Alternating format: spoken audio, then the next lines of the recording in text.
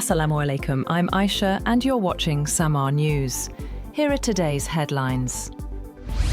The European Commission has demanded the United States stick to the terms of an EU-U.S. trade deal reached last year after the U.S. Supreme Court struck down Donald Trump's global tariffs and he responded with new levies across the board. The Commission said Washington must provide full clarity on the steps it intends to take following the court ruling. It said the current situation is not conducive to delivering fair, balanced, and mutually beneficial transatlantic trade and investment, stressing that a deal is a deal.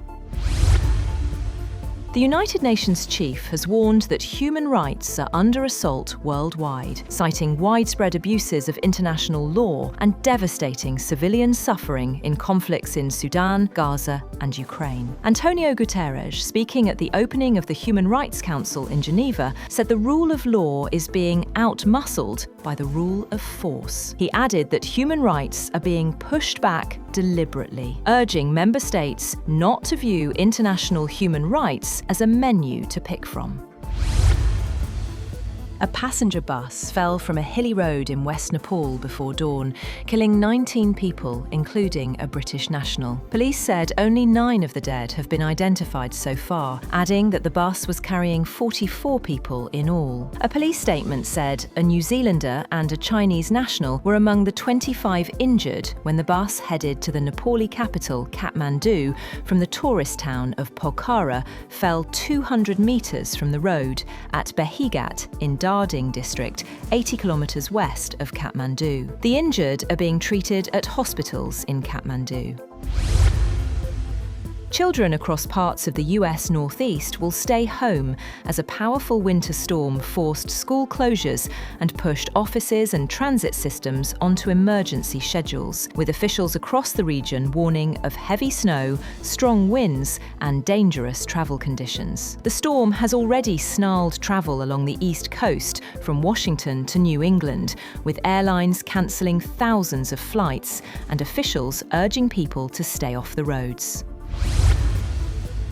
Iran and the US will hold a third round of nuclear talks on Thursday in Geneva, amid growing concerns about the risk of military conflict between the longtime adversaries. Oman's Foreign Minister Badr al-Busaidi, who acts as a mediator in indirect talks between Washington and Tehran, said he could confirm the US-Iran negotiations are now set for Geneva this Thursday, with a positive push to go the extra mile towards finalising the deal. Iran's President Masoud Pezeshkian voiced cautious optimism on Sunday in a post on X, saying recent negotiations had yielded encouraging signals, while pointing at Tehran's readiness for any potential scenario.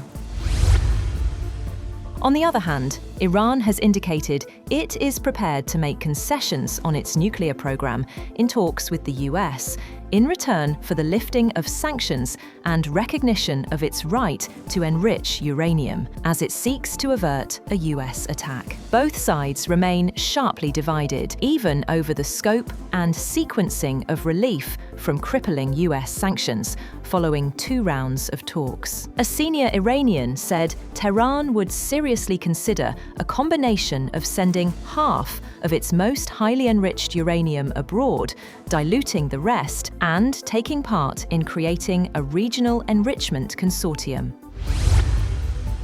One of Mexico's most notorious drug lords, Nemesio Oseguera, or El Mencho, has been killed in a military raid, sparking widespread retaliatory violence. According to Mexico's defense ministry, Oseguera, the mastermind of the powerful Jalisco New Generation cartel, died in custody after being injured in a military operation by Mexican special forces in the town of Tapalpa on Mexico's Pacific coast in Jalisco state. His corpse arrived in Mexico City on Sunday afternoon in a heavily guarded convoy of National Guard troops.